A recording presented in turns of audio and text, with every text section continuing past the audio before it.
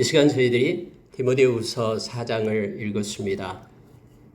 여러분, 디모데후서는 바울 사도가 13권의 서신을 쓴 것 중에 가장 늦게 쓴 서신이죠.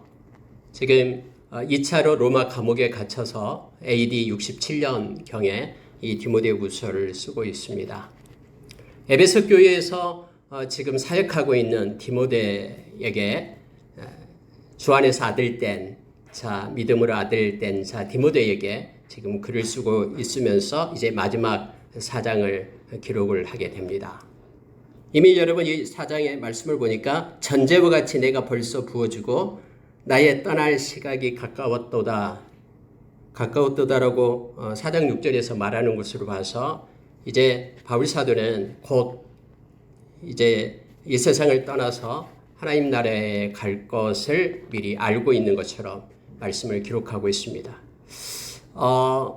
우리가 베드로 사도도 역시 마찬가지였죠. 베드로 후서 3장에 보면은 베드로 3장으로 끝났는데 마지막 때도 역시 베드로 사도도 이제 내가 곧 이 세상을 떠날 것이다라고 말하면서 마지막 글을 쓰고 있죠. 그래서 3장 18절에서 너희는 예수 그리스도의 은혜와 그리고 그를 아는 지식에서 자라가라 이렇게 부탁하면서 펜을 놓습니다.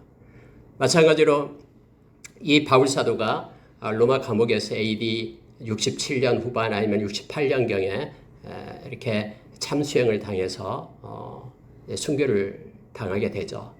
베드로 후서를 썼던 베드로 사도도 역시 그 후서가 쓴 이후에 1년 정도 후에 그렇게 죽게 됩니다. 순교하게 됩니다. 이제 가장 마지막에 쓴 이제 떠날 때가 되었을 때에 마지막에 기록하는 내용, 정말로 바울 사도의 마음 가운데 있었던 정말로 사랑하는 디모데에게 하고 싶은 말을 이 디모데후서 4장에서 기록하고 있습니다. 이 말씀을 우리가 읽을 때에 우리도 이 말씀을 우리의 마음으로 받기를 원합니다. 우리가 여러분 초대교회의 그러한 우리 믿음의 선진들은 말씀을 뭔가를 가르치기 위해서 말씀을 읽지 않았습니다. 뭔가 논쟁하기 위해서 말씀을 읽는 것이 아니라 골로새서 3장 16절의 말씀처럼 그리스도의 말씀이 그의 마음 가운데 풍성히 거하게 하기 위해서 말씀을 읽고 또 말씀을 읽었습니다. 심지어 토요일 날 밤에는 주일 날 아침까지 12시간을 갖다 계속해서 말씀을 보면서 잠을 자지 않고 철야하면서 주일을 맞이하고 그렇게 했습니다. 초대교회 우리의 믿음의 선진들은요. 말씀이 그들의 마음 가운데 있기를 원한 것입니다. 그래서 그 말씀으로 인하여 지혜를 얻고 이것저것 행할 수 있는 동력을 얻고 시와 찬미와 신령한 노래로 하나님을 찬양하고 말씀을 통해서 하나님께 감사하고 그렇게 나아가게 됨을 우리가 골로새서 3장 16절에서 우리는 보게 되죠. 오늘 여러분 이 말씀을 통해서 특히 디모데후서 4장에 있는 말씀을 통해서 우리가 이 말씀을 늘 묵상하면서 마음에 두기를 원합니다. 마지막 때에 이러한 현상이 있다라고 성경은 기록하고 있죠. 특히 우리가 디모데후서 3장에서 마지막 때 말세의 고통의 때가 이른다라고 말하면서 쭉 나오죠. 하나님 사랑하기보다는 이제는 자신을 사랑하고 돈을 사랑하고 쾌락을 사랑하는 시대가 될 것이다라고 말합니다. 그렇게 이 세상이 앞으로 그런 고통의 때가 이른다라고 그렇게 말하고 나서 4장에 와서는 디모데에게 부탁하고 있는 것이 바로 그겁니다. 사람들이 이 말씀을 떠나게 되고 그래서 세상의 그 풍조 속에 따라가게 되는데 그래도 너는 말씀 가운데 거할 것을 요청하고 있는 거예요.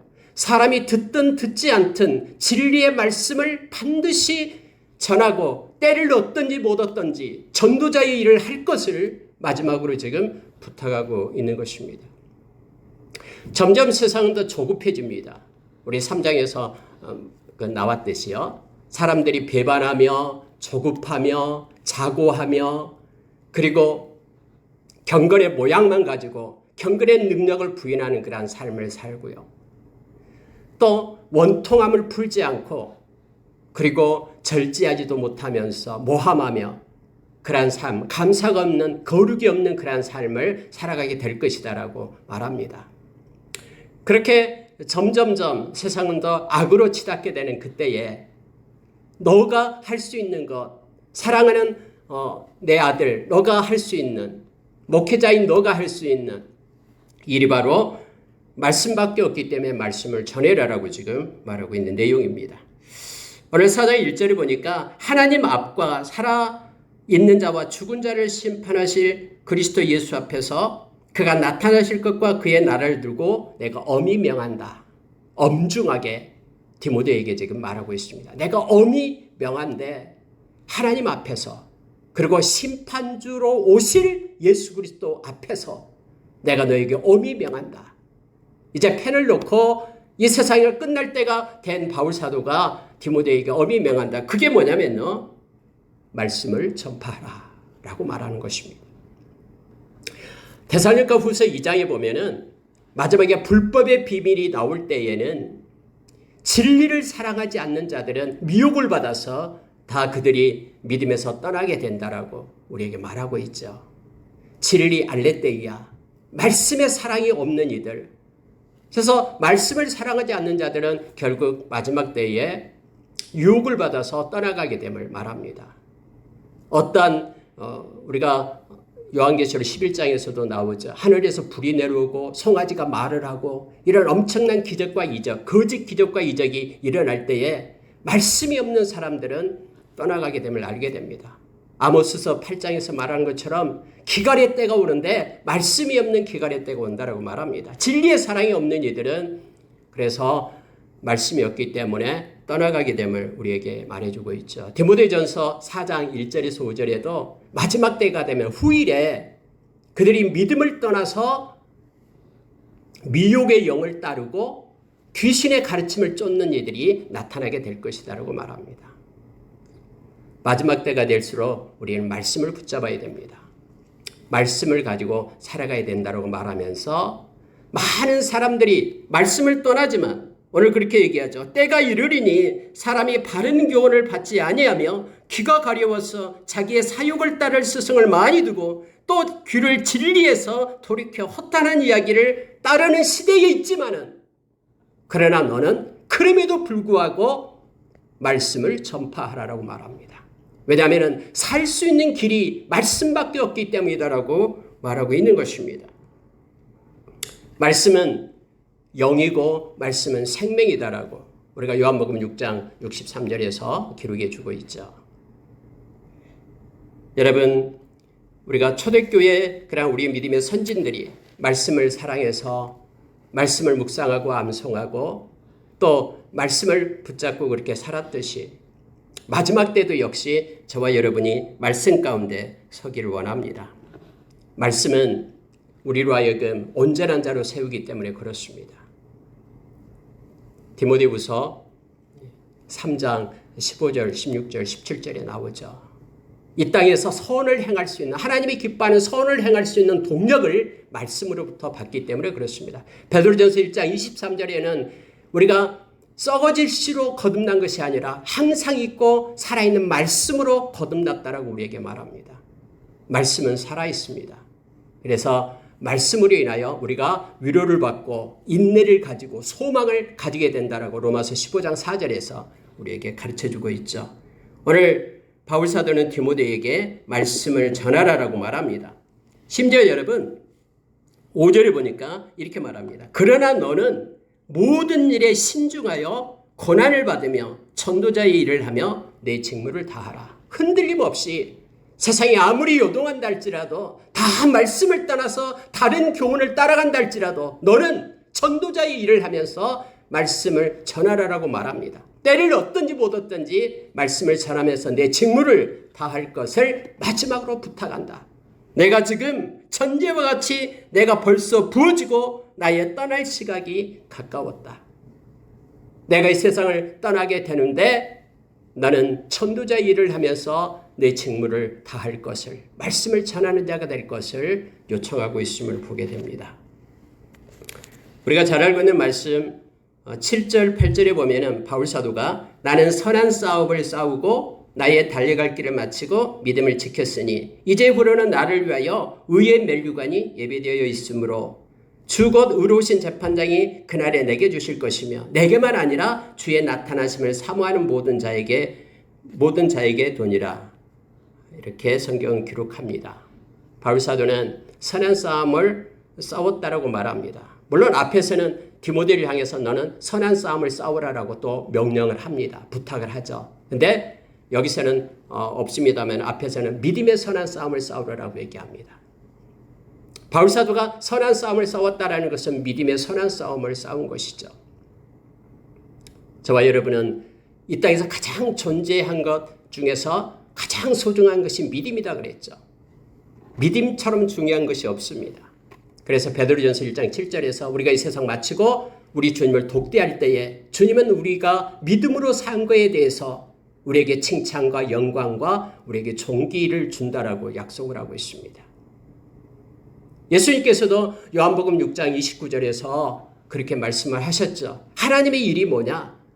썩어질 양식을 위하여 일하지 말라고 말할 때 무리들이 묻습니다. 하나님의 일이 뭡니까? 라고 물을 때에 예수님께서 말합니다. 바로 그가 하나님이 보내신 자를 믿는 것이 하나님의 일입니다. 우리가 이 땅에서 예수 그리스도를 믿는 그런 믿음을 사는 것이 하나님의 일이며 이것이 가장 존귀한 것임을 말합니다. 이러한 싸움을 해야 된다고 말합니다. 믿음의 선한 싸움을 내가 싸웠다. 디모데 너도 믿음의 선한 싸움을 싸우라라고 앞에서 그렇게 명령을 했습니다. 믿음으로 사는 것입니다. 여러분 믿음이 무엇입니까? 히브리서 11장 6절에서는 믿음이 없이는 하나님을 기쁘시게 하지 못한다고 우리에게 말씀하시면서 살아있는 하나님을 믿는 것, 즉 하나님이 계신 것을 믿는 것이 믿음이다. 그에게 나아가는 자는 그가 계신 것을 믿어야 된다고 말합니다.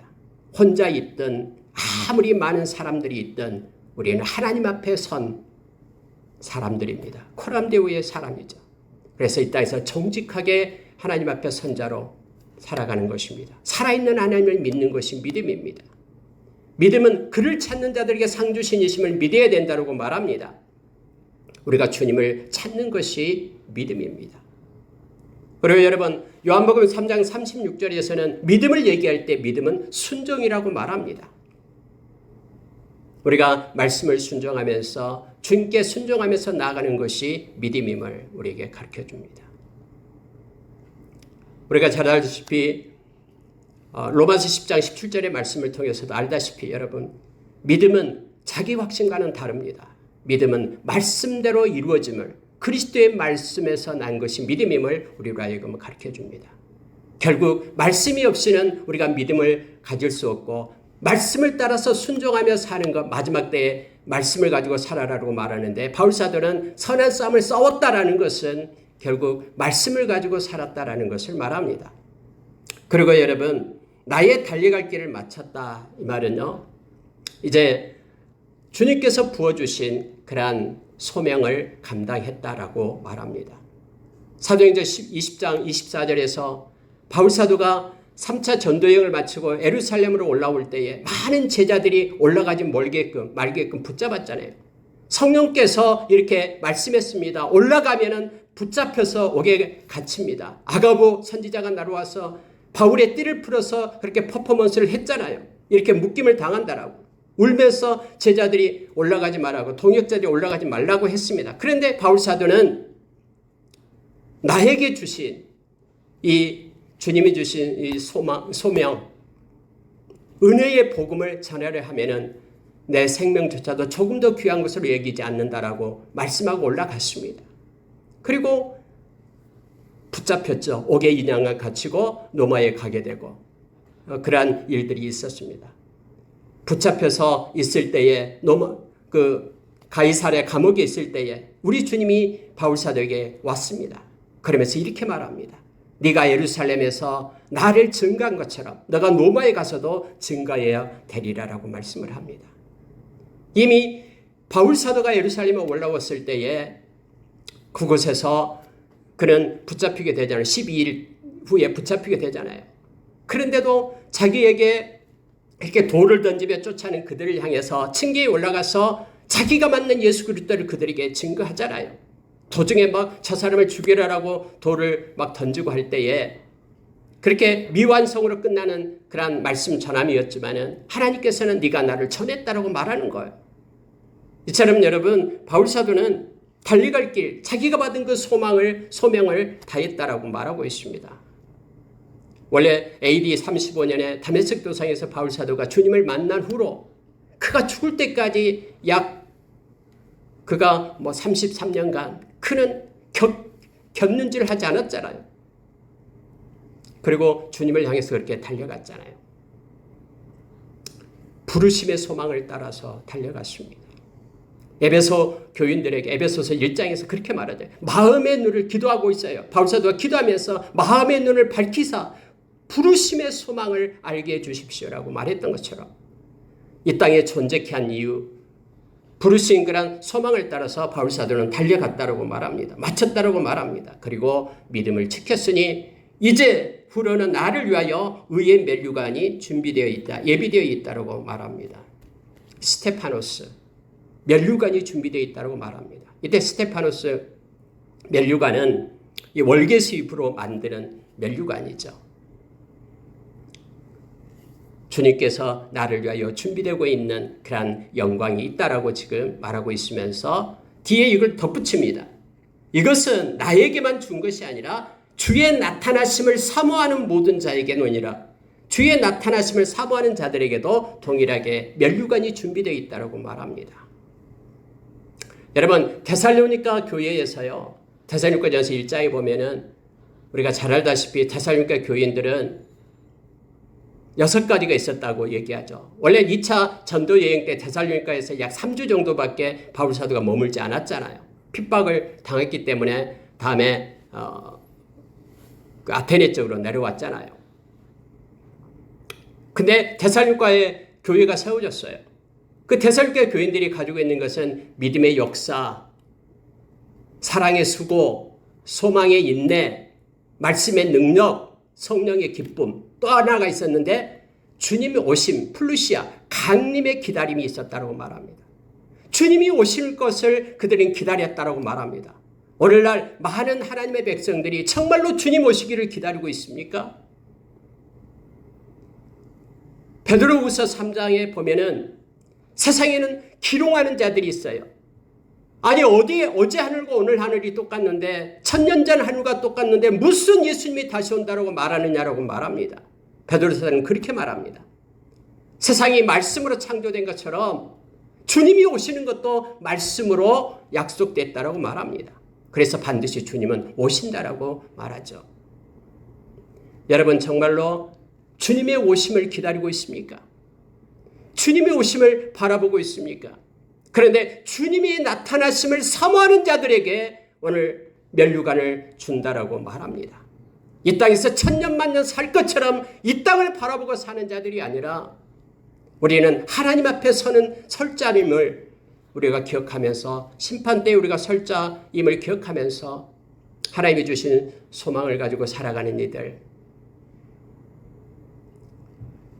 그들에게 동일한 면류관을 준다라고 지금 말씀하고 있습니다.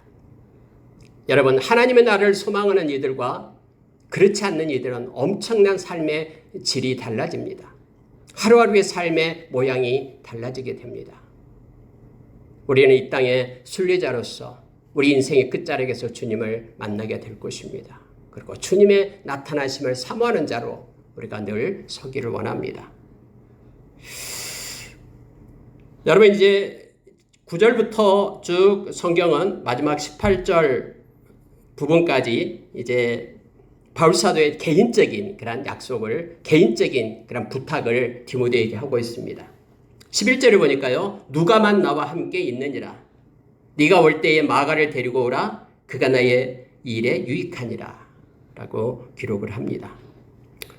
자, 대만은 세상을 사랑해서 나를 버리고 데살로니가로 갔고, 그레스게는 갈라디아로 갔고, 디도는 달마디아로 갔고, 지금 2차로 감옥에 갇혀 있을 때에 누가만 지금 이곳에 남아있다. 나와 함께하고 있다. 라고 말하고 있습니다.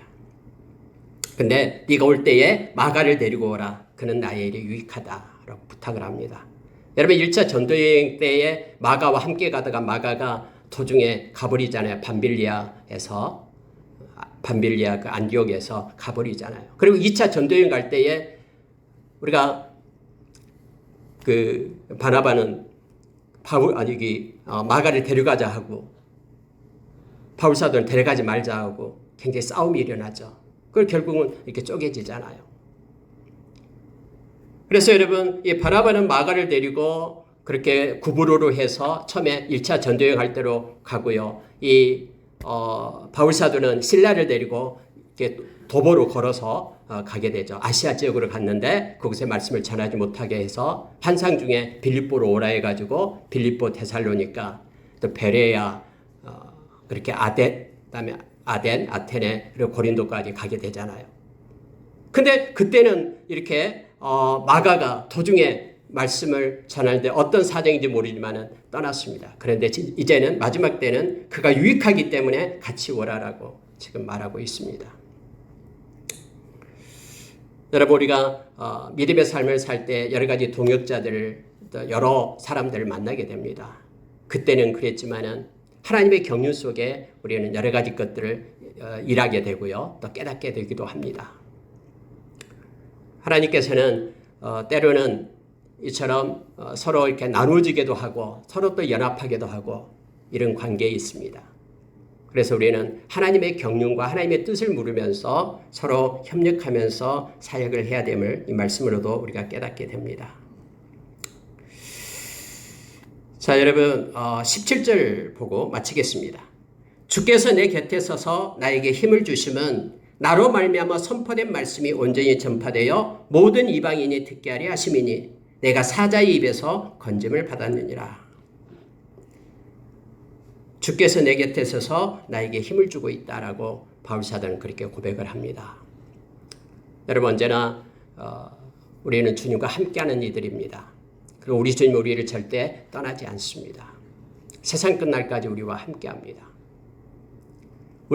우리에게 힘을 공급해 주시는 그 근원이 우리 주님이십니다. 우리가 주 안에 있을 때 주님으로부터 힘을 얻습니다. 그러나 우리가 주님을 떠나서는 우리는 어떤 것도 할 수 없다라는 것을 우리는 너무나 잘 압니다. 평생 우리가 주님과 같이 동행하는 자 되기를 원합니다. 우리가 잘 아는 아모스서 3장 3절의 말씀처럼 뜻이 같지 않는 두 사람이 어떻게 동행할 수 있느냐라고 우리에게 묻습니다. 갈라디아서 2장 20절의 말씀처럼 그래서 우리가 죽고 우리 안에 그리스도가 사는 것이 믿음임을 우리로 깨닫게 하죠. 늘 우리가 주님의 그런 마음과 뜻을 가지고 주님과 동행하는 자 되기를 원합니다. 바울 사도는 비록 감옥에 있었지만은 주님이 함께했습니다. 그리고 주님께서 힘을 공급해 주셨습니다. 그리고 바울 사도는 감옥에 있지만은 선포된 말씀이 이방인들에게 힘있게 증거되기를 원하고 기도합니다. 이 바울 사도 때문에 저와 여러분이 이 생명의 복음을 지금 받게 되었고 구원 얻는 자로 말씀을 통해서 구원 얻는 자가 되었음을 우리는 압니다. 18절 보십시오. 주께서 나를 모든 악한 일에서 건져내시고 또 그의 천국에 들어가도록 구원하시리니 그에게 영광이 세세무궁토록 있을지어다. 내가 사자의 입에서 건짐을 받았느니라 할 때 이 사자라는 것은 아주 큰 위험 가운데 있었지만은 우리 주님께서 나를 건져내었다. 언제나 함께 하시면서 나와 나의 어려움 가운데서도 주님은 나를 붙들어 주셨다라고 말하고 있습니다. 그러면서 악한 일에서도 건져내고 나를 위해서 천국을 준비해 주시고 천국에 들어가도록 우리 주님께서 나를 구원하실 것이다라고 마지막 인사말로 적고 있습니다. 그분께 영광을 돌린다라고 말합니다. 마지막 22절 보고 마칠게요. 마지막 절입니다. 나는 주께서 내 심령에 함께 계시기를 바라노니 은혜가 너희와 함께 있을지어다 하면서 축복 기도하고 끝내고 있음을 보게 됩니다. 여러분, 바울사도가 디모데에게 내 심령에 주님이 함께 하시기를 바란다라고 말합니다. 우리의 영혼 깊이, 우리의 심령 가운데 푸식해, 우리의 심령 가운데 우리 주님이 함께 하기를 원한다라고 말합니다. 여러분, 우리의 마음 중심에 우리 주님이 늘 살아계시기를 원합니다. 에베소서 3장 16절의 말씀처럼 바울 사도가 무릎을 꿇고 에베소 교인을 위하여 기도하고 있는 그 첫 번째가 바로 그거죠. 두 번째가 그거죠. 16절 17절에서요. 첫 번째는 성령으로 인하여 속사람을 강건하게 해주십시오. 두 번째가 믿음으로 인하여 그리스도께서 너희 마음 가운데 살아계시게 해주십시오. 세 번째는 사랑의 터에 뿌리를 내리게 해주십시오. 그래 그리스도의 사랑의 크기를 깨닫게 해주십시오. 그러므로 인하여 하나님의 그러한 모든 충만함이 너희들에게 충만하기를 원한다라고 그렇게 엎드려 기도하고 있는 것이죠. 우리의 마음 가운데, 심령 가운데 영혼 깊숙이 우리 주님이 함께하기를 원합니다. 살아계시기를 원합니다. 그분과 동행하는 삶을 살아가는 저와 여러분이 되기를 원합니다. 하나님의 우리 주님의 은혜 가운데 있기를 원합니다.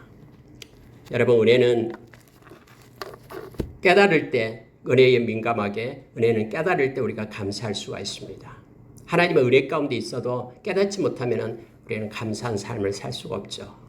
여기서도 역시 베드로 사도도 베드로후서 3장 18절에서 그리스도의 은혜 가운데 너가 자라가라. 여기서도 마지막으로도 은혜가 너희와 함께 있을지어다 라고 말합니다. 우리 주님의 은혜, 이 카리스, 우리 주님이 은혜라는 것은 주님의 활동을 얘기합니다. 선물. 그러니까 우리 주님의 그 활동이 우리의 생각 속에 마음 가운데 삶 가운데 힘있게 일어나고 여기서 바울 사도가 디모데에게 했던 것처럼 우리의 심령 속에 주님이 살아계시고 함께하시고 우리의 모든 영역 가운데 주님의 활동이 일어나는 은혜가 은혜인 활동이 일어나는 저와 여러분이 되기를 원합니다. 그래서 주님께 영광 돌리며 주님과 동행하는 삶 사는 저와 여러분 되기를 원합니다. 기도하겠습니다.